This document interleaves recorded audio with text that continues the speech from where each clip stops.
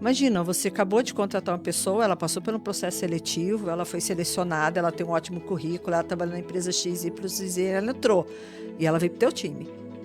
Mas aí você recebe, ela tá lá, mas quem é essa pessoa? Aí você vai esbarrar nessas questões que você trouxe, que pode ser medo, etc. Mas vamos olhar para o outro lado, o lado dessa que acabou de entrar. Como é que ela tá? Como é que ela chega? Como é que a gente faz uma integração da equipe? Como é que a gente traz os membros? Então, bom líder é aquele que conhece todo mundo.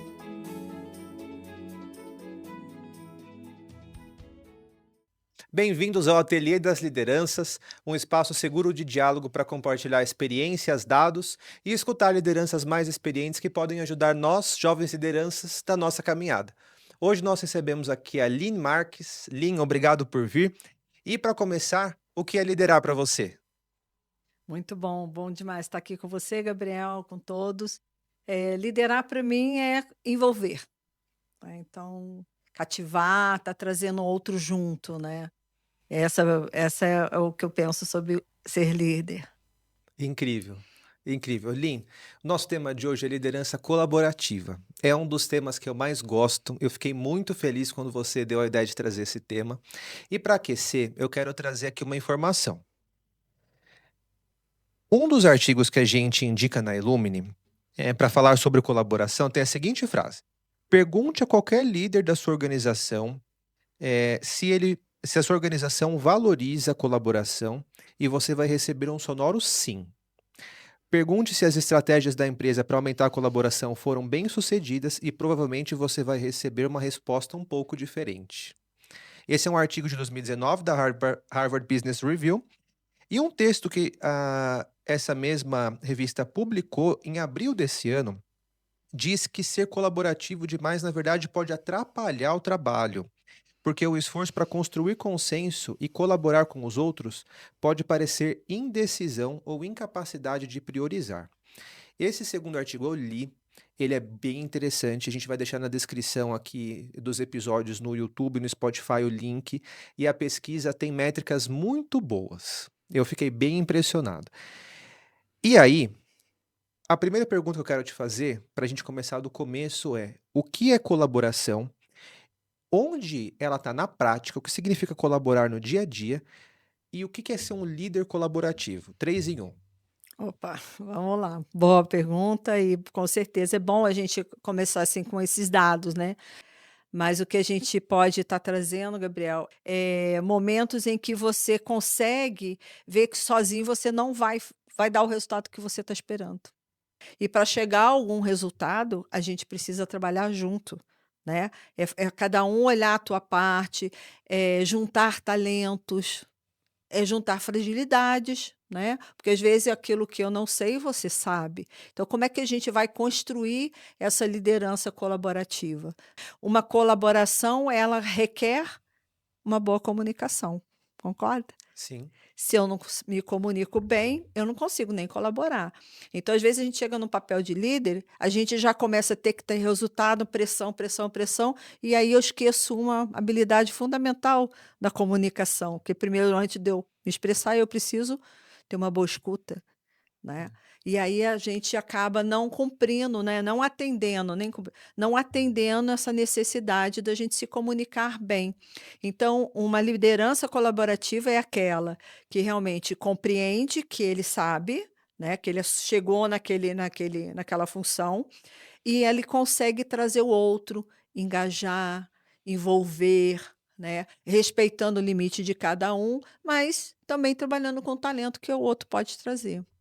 Tá, entendi. E você acredita que construir esse ambiente colaborativo é uma responsabilidade do líder? Sim, essa é uma responsabilidade do líder. Quando você não tem uma boa liderança, inclusive olhando aí as últimas pesquisas sobre gestão de crises, a gente continua com uma pontuação muito alta de má gestão. E essa má gestão está muito ligada a uma liderança que não está preparada, que não usa ferramentas de relacionamento, de entender como a gente funciona, né?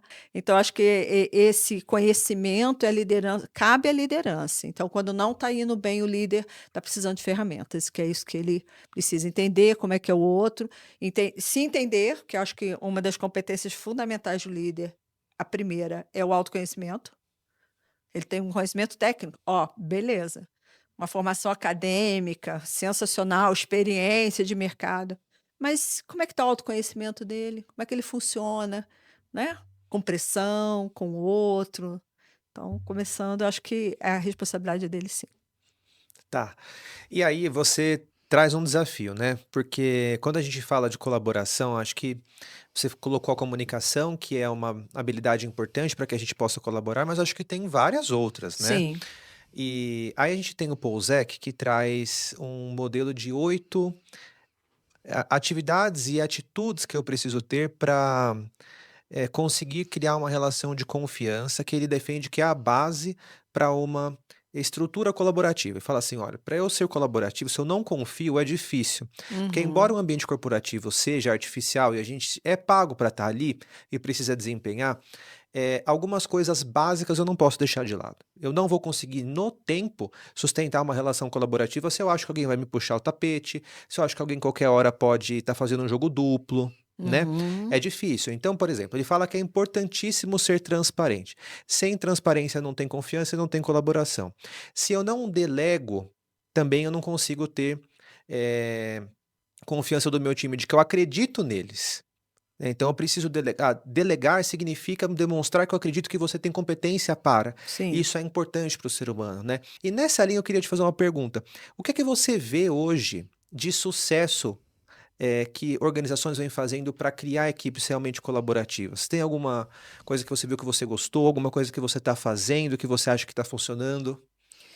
Então, eu acho que realmente para tudo isso é como você colocou, todos esses pontos são importantes. E como que eu faço? E até eu vejo as empresas que já entenderam isso, estão fazendo, é realmente estar sempre com atividades para poder trazer o time junto, né? Ele Hum. para construir, né? Então também temos várias ferramentas para isso, né?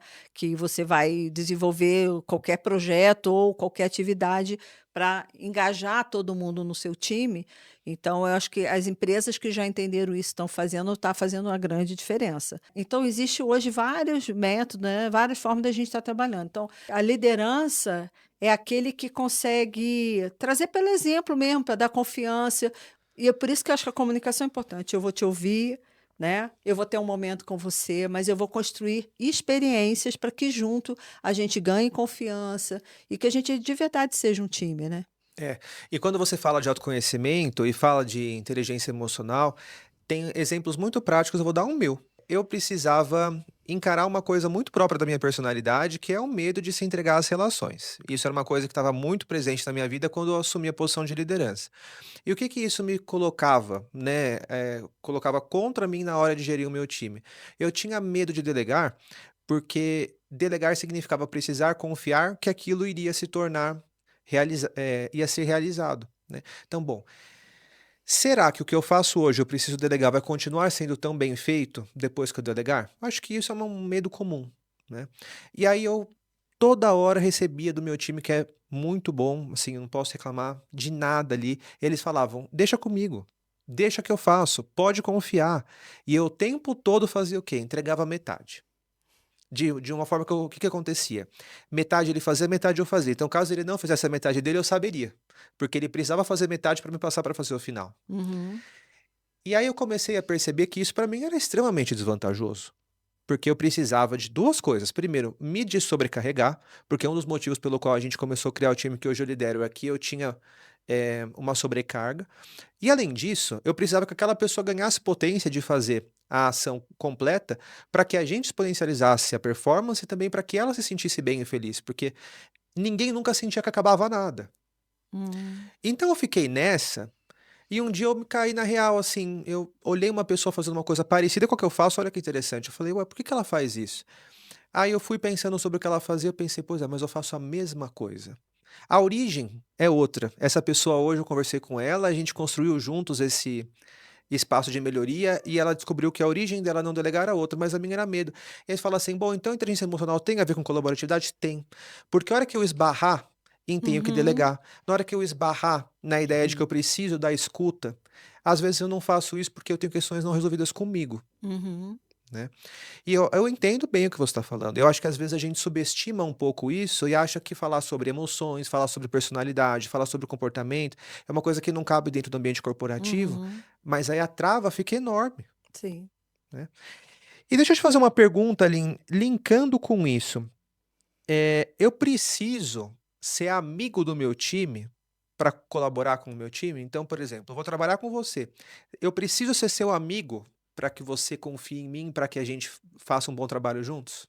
Não, não necessariamente. Poderemos até ser amigos, mas não é necessário. E eu acho que, assim, até o seu depoimento é muito legal, Gabriel. Obrigado também por confiar e trazer a sua questão, eu acho que é bem dentro disso, né? Ouvir o outro e saber que a gente precisa lidar. Imagina, você acabou de contratar uma pessoa, ela passou por um processo seletivo, ela foi selecionada, ela tem um ótimo currículo, ela trabalha na empresa X, Y, Z, ela entrou. E ela veio para o teu time.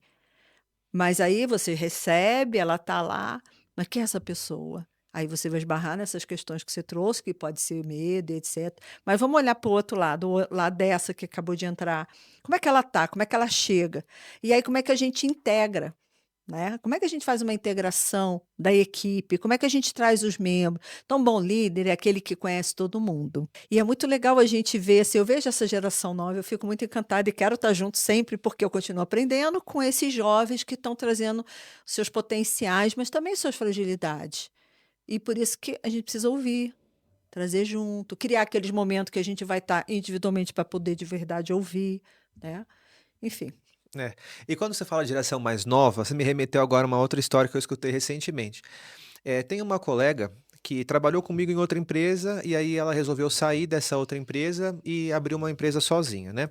Aí só que ela sentiu, ela falou: "Olha, a melhor coisa que eu fiz foi sair daquele ambiente que para mim parecia tóxico, mas ao mesmo tempo hoje eu tô ficando super mal porque eu tô muito sozinha". Então, quando a gente fala em colaboração, às vezes também ela é uma necessidade individual. A gente precisa aprender a colaborar por nós. Sim. E as lideranças não vendem essa ideia, né. E aí a gente tem um outro dado interessante, né, que eu adoro, o Dunbar, que é autor sobre o cérebro social. Ele trabalhou junto com o Lieberman muitos anos, e ele fala que a gente só é o ser humano que é porque a gente já precisou aprender a viver em grupos. Então colaboração é uma oportunidade de reconexão. E a geração Z tá vendo isso, tá vivendo esse dilema, né. Uhum. Você já viu casos, assim, de pessoas que também falaram: "Vou sair", e depois se arrepende? Sim. Sim. Isso que você falou até me remeteu também uma lembrança interessante, que é em relação a essa coisa de que a gente primeiro que a gente é um animal social, né, a gente sabe disso, mas meio que ignora, né. Então tô lembrando também do Nicoleles, Miguel Nicoleles com as suas pesquisas, né, demonstrando isso, né, dos outros animais que já entenderam e continuam trabalhando, né, colaborativamente e tal. E nós precisamos voltar para essas nossas origens, né, Gabriel? Humberto Maturana também traz uma questão muito legal, que é a questão que nós somos seres aprendentes. Então, o que é isso? Como é que eu vou ter um aprendizado contínuo, né? Mas aí eu chego no meu ambiente, começo a minha trajetória profissional enquanto um líder, né, que, como a sua colega falou, que de repente era um ambiente tóxico e depois ela fez outras reflexões, mas é porque não fez esse processo, sabe? E eu falo que é simples, porque é tudo uma questão de processo. Eu acho que eu vim da área de exata, né? Você também foi da É. área de exata, a gente tem essa visão de processo, né? E na área de gestão também tem processo. Então eu preciso entender, contextualizar, né? Que é trazer isso. O que que eu espero? Não é só sentar e cumprir tarefa, tá? É encantar, trazer o outro. Por que você está fazendo isso? Sabe? Eu acho que são coisas que você precisa ir construindo, é construção. Então você vai ter um bom time, vai engajar todo mundo desde que você construa. E esse é o papel da liderança. E hoje, muitas das vezes, está perdido porque ele. Mas que tipo de liderança? É situacional? Agora eu passo para ele, o que que eu faço? Não, a colaborativa, para mim, é a perfeita. Inclusive, a gente tem um outro grande, um PhD aí, que é o Dr. Michael Hall, que ele fala sobre neurosemântica. Quando eu fiz a formação com ele, eu quase pirei. Que eu falei, caramba, o que que é isso? Né? Que é a questão do significado, né? A neurosemântica eu falo que vai lá embaixo, né? Vai lá no íntimo para você entender como que isso funciona. Poder realmente fazer esse aconchego para provocar no outro esse prazer de estar e não só cumprir por tabela. Len, e isso que você me contou casa certinho com o nosso próximo quadro do podcast, que é o Conte um Causo. Você tem algum causo para contar sobre liderança colaborativa, de alguma coisa que aconteceu com você, que a colaboração fez a coisa andar mais rápido, ou que a falta de colaboração fez a coisa não andar? Nossa, tem vários, viu, Gabriel? Tem vários casos, mas assim, pensando aqui, uma trajetória aí de mais de 30 anos, eu diria que o que mais marcou foi quando eu atuava numa cidade no sul do estado do Rio de Janeiro. Eu era responsável por toda a parte de distribuição de distribuição de água na cidade, então eu estava montando desde montar a estação de água e tal. E aí tudo para funcionar, começamos startando e a água não chegava onde precisava chegar, né. Então eu tinha time, era só homens, e eles ficavam eu por que que não chegava? Eu não entendia daquela parte, né, tinha formação em química, mas eu não tinha outra formação na parte de distribuição, conhecia na parte de engenharia mecânica, e eles não me ajudavam, e a coisa não fluía, e a cidade caía de pau em cima, né, porque a gente não estava conseguindo realizar. Eu fui fazer engenharia mecânica, falei: "Eu preciso entender desse negócio, né, como é que funciona isso". E assim, com conhecimento, quando eu comecei a trazer já os resultados, como que funcionava, porque aí eu entendi, né? Aí eu falava, bem, dá para fazer assim, né? Eu nunca tive uma liderança impositiva. Eu sempre já, mesmo sem a gente usar o termo colaborativo, eu já sempre tive isso, né? De trazer o outro, ter certeza que sozinha eu não ia fazer. O difícil era conquistar o outro para vir fazer junto comigo, né? Então, acho que esse é um dos cases, mas tem vários, viu? Os causos. E assim, é muito interessante você falar isso, porque eles não colaboraram a ponto de boicotar. Né? Olha Sim. que coisa interessante, porque às vezes a gente pensa que não colaborar significa só não fazer nada. Às vezes dá para ser pior do que isso, né? Dá. Agora, uma pergunta um pouco pessoal sobre isso que você contou. Você acredita que o fato de você ser mulher contribuiu para que eles decidissem não colaborar? Sem dúvida. Inclusive, todos os demais casos, vários outros casos, têm a ver com o fato de ser mulher. Inclusive, a gente não é só questão de estar ali querendo boicotar, e tem as outras questões, né? Hoje a gente tem uma legislação que o salário é equiparado, né? Nós estamos por lei, né? Dependente do o cargo é igual entre homem e mulher, o salário tem que ser igual. Mas eu vivi na pele quando não era, né? Que era. Inclusive, eu falei com o meu diretor, por que que ele está ganhando mais do que eu? Se o cargo é igual, inclusive eu tinha mais formação e um estava ganhando mais. Ele virou para mim e falou assim: ó, ele é pai de família. Aí eu: "Ah, é? Eu sou mãe de família". E aí eu saí da Só empresa. um detalhe Só um também. detalhe. E hoje a gente tem mais da metade dos lares brasileiros tendo a mulher como a principal provedora e cuidadora, Sim. né? Vamos dar uma observada nisso. E é legal você falar isso porque é mais um reforço que a falta de colaboratividade, o viés de gênero, o preconceito de gênero custa dinheiro. Porque a hora que a empresa investe em você, você fala, bom, acho que aqui eu fico, porque aqui Uhum. eles querem que eu continue. E isso é importante. É uma coisa que a gente chama, né, nome de ativo emocional. A hora que você ensina alguém a colaborar, você está ganhando um ativo emocional. Por quê? Porque a pessoa vai tirar proveito disso. Então é bom ver as coisas por esse outro ponto de vista, né? Com certeza. Adorei essa história. Lin, a gente tem agora mais um quadro que é, hoje o quadro extra é Breaking News. Todo ano tem SXSW e eu trouxe uma cola aqui porque um dos temas mais discutidos esse ano foi a parceria entre pessoas e inteligência artificial. E a ideia, segundo vários painéis que teve lá, não é mais que humanos sejam contra a IA, mas que humanos colaborem com o IA. E aí, são três principais pontos dos 4 painéis que eu vi sobre esse tema que eu queria trazer. Primeiro, esse da IA como uma parceria colaborativa.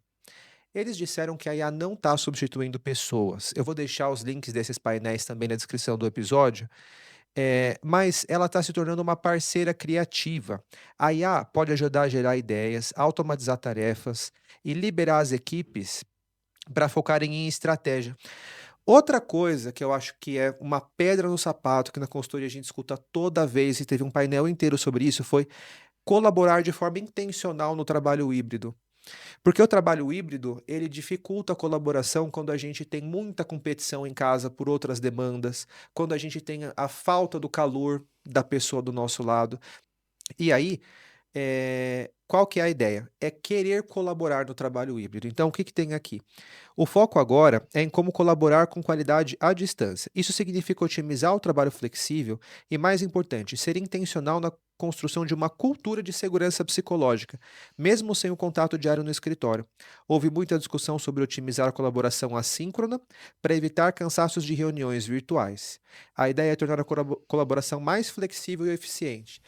E tem aqui uma outra que é a inovação pela mistura de áreas. Grandes inovações vêm da colaboração entre campos diferentes do conhecimento e diferentes áreas da empresa. Então não é só colaborar no meu time. Times também colaboram entre si. Então isso foi mais uma informação que eu achei interessante porque elevou a minha compreensão sobre o que significa colaborar. Você sente que informações assim de fato podem ajudar as jovens lideranças? Sim, sem dúvida, e excelente, né. Eu acho que esse evento é muito importante, como você disse, e ele traz, assim, questões bem pontuais, né. Primeiro é que realmente, a gente quando começou a falar de IA no mundo de modo geral, era que eles iam tirar o nosso lugar. Então é ver realmente o líder primeiro, ele tem que dominar isso. E aí muitas das vezes ele não é dessa geração. Então ele tem que correr atrás. Eu falo que eu sou uma que corro atrás, porque eu não tenho a facilidade de entender isso. Então eu vou lá e vou buscar. E aí ele vem para colaborar, porque realmente atividades repetitivas, eu não tenho que colocar um ser humano que é criativo por natureza, que ele vai poder colocar o seu pensamento reflexivo, crítico. Isso a inteligência artificial não vai, ela foi treinada para gente para fazer aquelas tarefas repetitivas. Ela cria, faz arte, faz música, enfim, ela faz tudo isso, mas ela é um aliado, é fazer junto. Line, obrigado por ter vindo ao ateliê, por ter compartilhado seu conhecimento, seu tempo com a gente. E você tem um curso de liderança colaborativa? Isso. E esse curso é totalmente online e a gente tem bastante resultado, tanto serve para a área pública como para a área privada. Legal. Como é que o nosso público pode te encontrar para se inscrever nesse curso? Então, pelo LinkedIn, principalmente, né, Lene Marques, a gente está lá no LinkedIn e aí a gente sempre posta lá os nossos cursos. Tá ótimo. Obrigado pela sua participação. E ao público do ateliê, obrigado por ter acompanhado a gente. Até a próxima.